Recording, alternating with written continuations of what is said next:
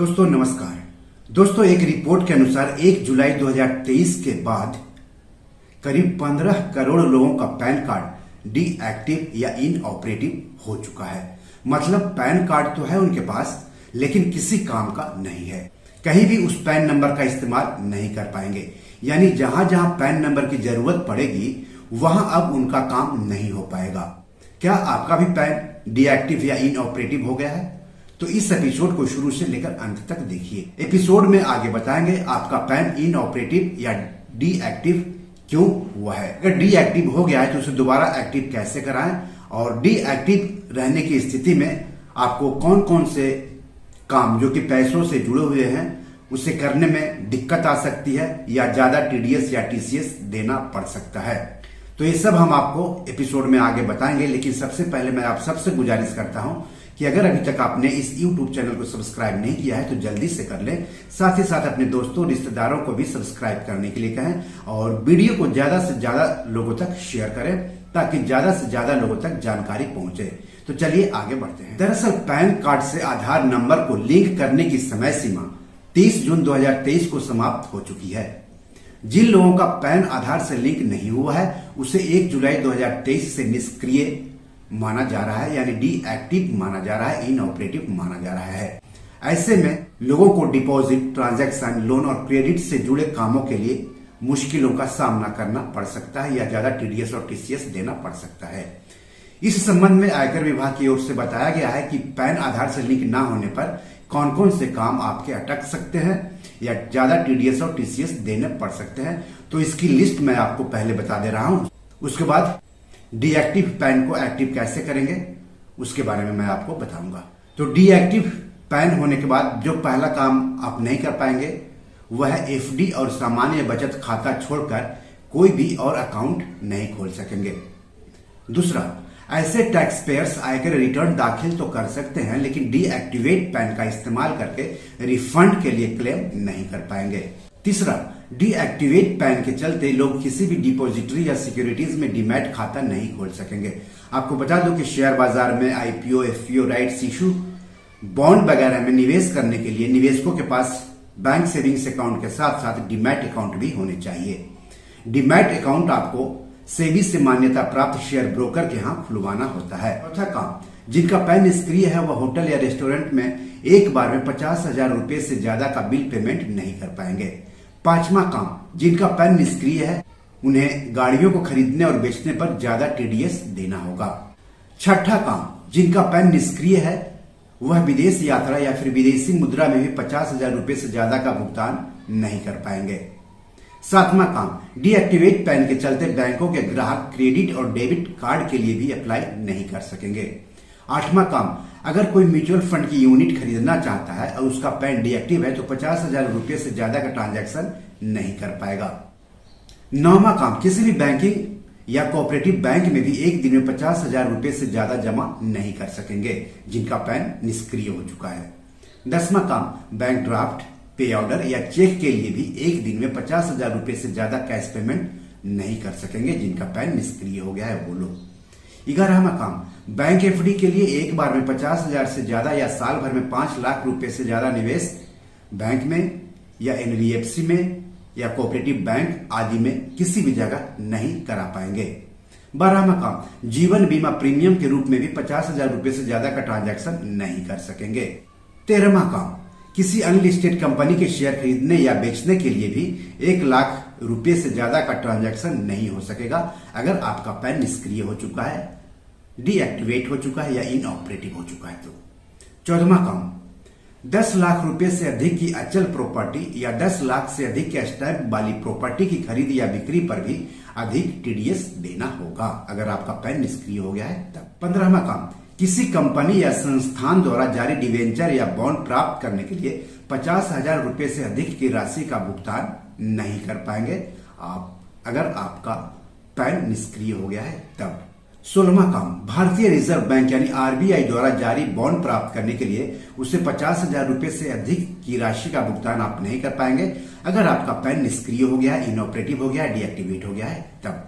17वां काम, आपने fix deposit यानी एफडी में निवेश किया है तो उस पर मिलने वाले रिटर्न का समीकरण बिगड़ जाएगा पैन निष्क्रिय होने पर। पैन से आधार लिंक ना होने की स्थिति में बैंक एफडी पर फॉर्म एफडी कह ले या फिर आरडी कह ले, एफडी या आरडी पर फॉर्म 15G या 15H जमा करने की अनुमति नहीं होगी और एफडी या आरडी पर मिलने वाले रिटर्न पर 10% के बजाय 20% की दर से टीडीएस कटेगा। तो इस तरह से आप ये काम नहीं कर पाएंगे अगर आपका पैन निष्क्रिय हो गया है तब, या फिर ज्यादा टीडीएस या टीसीएस आपको देना पड़ सकता है इन कामों पर।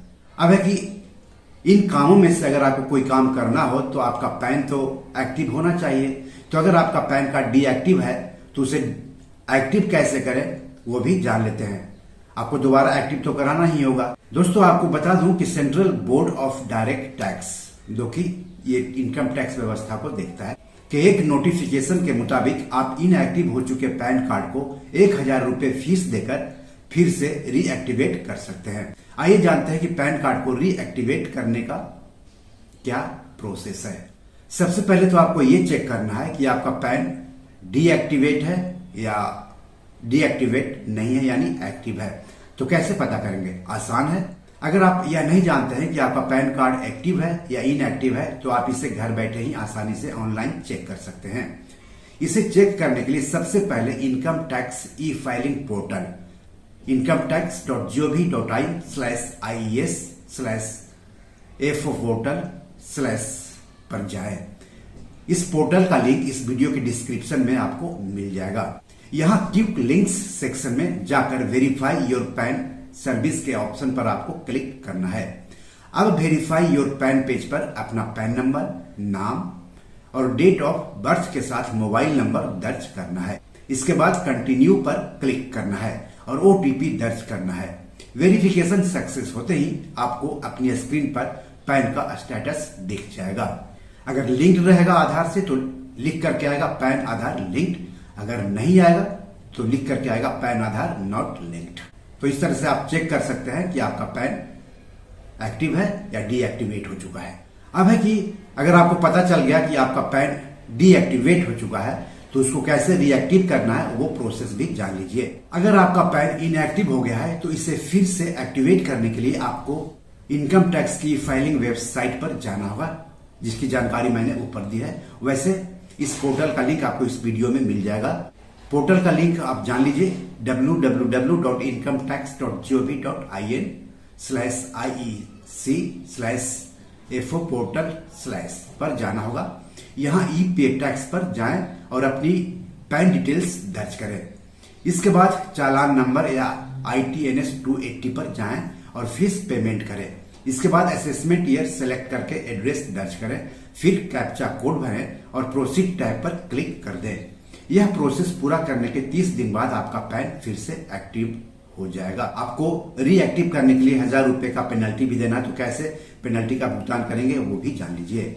सीबीडीटी की गाइडलाइंस के अनुसार डेडलाइन यानी 30 जून के बाद पैन को आधार से लिंक कराने के लिए टैक्स पेयर को 1000 रुपए की पेनाल्टी देनी होगी।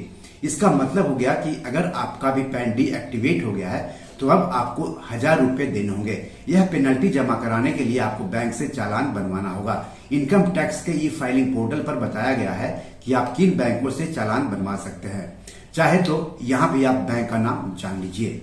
तो बैंक है Axis Bank, Bank of Baroda, Bank of India, Bank of Maharashtra, Canara Bank, Central Bank of India, City Union Bank, DCB Bank, Federal Bank, HDFC Bank, ICICI Bank, IDBI Bank, Indian Bank, Indian Overseas Bank, IndusInd Bank, Jammu and Kashmir Bank, Karur Vysya Bank, Kotak Mahindra Bank, Punjab and Sind Bank, Punjab National Bank, RBL Bank, South Indian Bank, State Bank of India, UCO Bank और union bank of India.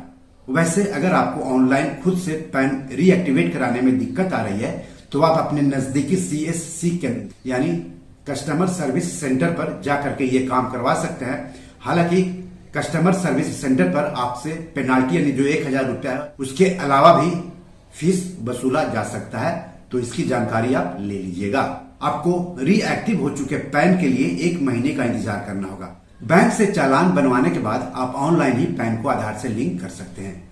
इसके लिए जरूरी है कि आपके pan और आधार की details समान हो। अगर कोई गड़बड़ी है तो पहले उसे ठीक करा लें। इसके बाद आप ई फाइलिंग पोर्टल की मदद से पहले बताए गए चंद स्टेप में अपने पैन को आधार से लिंक कर सकते हैं। इनकम टैक्स डिपार्टमेंट का कहना है कि डेडलाइन के बाद लिंक करने पर पैन को दोबारा एक्टिवेट होने में 30 दिनों तक का समय लग सकता है। दोस्तों, एक बात और मैं यहाँ पर आपको बता देना चाहता हूँ कि इन 3 लोगों को पैन आधार लिंक कराना जरूरी नहीं है। पहला एनआरआई, दूसरा भारत में रह रहे वैसे लोग जिनकी उम्र 80 साल या उससे अधिक है, और तीसरा जो भारत के नागरिक नहीं हैं। सवाल है कि इनवैलिड कार्ड जो इनऑपरेटिव हो चुका है, जो डीएक्टिवेट हो चुका है, अगर उसका इस्तेमाल करने की आप कोशिश करते हैं तो क्या हो सकता है वो भी जान लीजिए। 30 जून तक लिंकिंग नहीं कराने पर मौजूदा पैन कार्ड इनएक्टिव हो जाएगा, जैसे कि मैंने आपको शुरू से ही बता रहा हूं। उसके बाद भी इसका इस्तेमाल करने की कोशिश की तो आपके ऊपर जुर्माना लग सकता है। यह जुर्माना 1000 रुपए से 10,000 रुपए तक हो सकता है, जबकि बार बार ऐसी गलती की तो कड़ा एक्शन आपके खिलाफ लिया जा सकता है, यहां तक कि आपको जेल भी हो सकती है। इसके अलावा आपका इनएक्टिव पैन कार्ड का गलत कामों के लिए दुरुपयोग भी किया जा सकता है।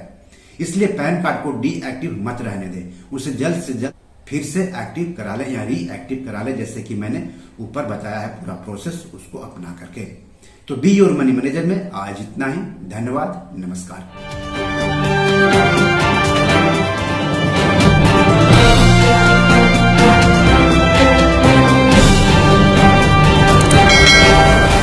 दोस्तों, ये मेरी 7 किताब है जो कि amazon.com पर पब्लिश है। आप इसे डाउनलोड करके पढ़ सकते हैं। इन किताबों के लिंक्स इस वीडियो के डिस्क्रिप्शन में दिए हुए हैं। इन 7 किताबों में से 5 किताब मनी मैनेजमेंट पर है, यानी पैसा निवेश करके अधिक पैसा कैसे कमाएं पर आधारित है।